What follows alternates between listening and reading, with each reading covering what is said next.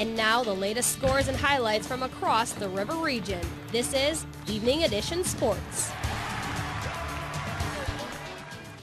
This year's Missouri Valley Conference tournament starts tonight in St. Louis with a pair of good games. 8th-seeded Drake takes on 9th-seeded Evansville at 6 o'clock. The two teams split their two games during the regular season. At 8:30, it's Bradley taking on last-seeded Loyola. Bradley swept the two games this season from the Ramblers. This is the first time since 2009 that SIU hasn't had to play on the opening night of the tournament. The 6th-seeded Dogs take on the 3rd-seeded UNI Panthers tomorrow night. And because the Salukis aren't playing on opening night, head coach Barry Ensign believes SIU fans will be heard. Motivated, playing the next game, and I know in my mind, because I've seen it, I've witnessed it, Saluki Nation will come to the Valley Tournament. And they asked for Friday night, well, they got Friday night. You want to come on Friday night? It's not during work hours. It's at 8:30? 8:30 at night. So Saluki Nation will be there. We'll have fans there. Now, I don't know whether we're going to win the game, but I tell you one thing, we'll play our tails off. Their game's going on tomorrow. At noon, Wichita State awaits the winner of Drake and Evansville. At 2:30, 4th-seeded Missouri State takes on 5th-seeded Illinois State. And at 6, 2nd-seeded Indiana State will play the winner of Bradley and Loyola. Southern's game will start as soon as the Indiana State game ends. And the Carbondale High School boys basketball team will continue their journey to the state championship game after they won their semifinal regional game against Massac County last night.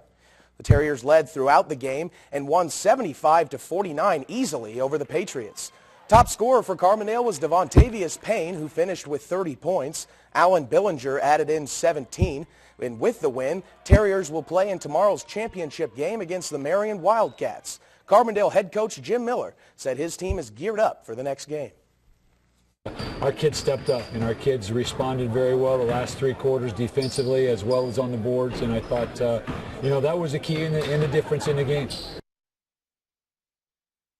Tomorrow night at 7, the Terriers take on Jackson County rival Marion in the regional championship game at Aaron High School.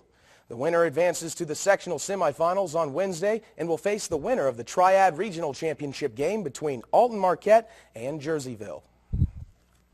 And the SIU baseball squad won their 3rd straight game yesterday, downing Belmont 7-6. Freshman Connor McFadden picked up his first victory of his career, going 5 innings, yielding 4 runs, 2 of them earned.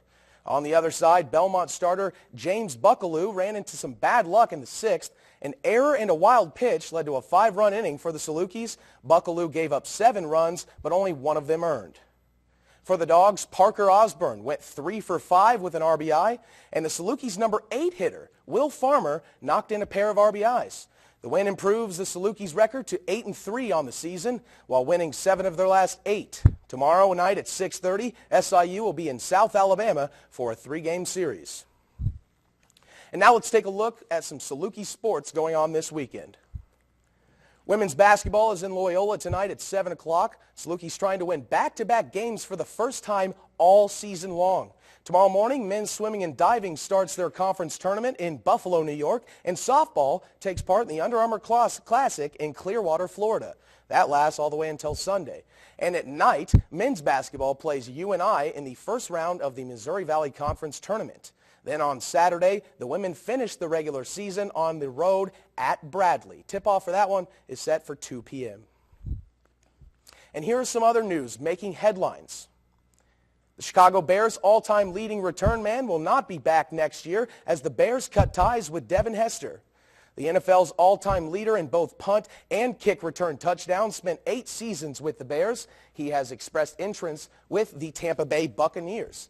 And former Cubs pitcher Rich Hill says his infant son Brooks has passed away. Hill didn't say what happened, only that he was born with multiple issues. And the Chicago Blackhawks go for their 12th consecutive win over the Columbus Blue Jackets tonight.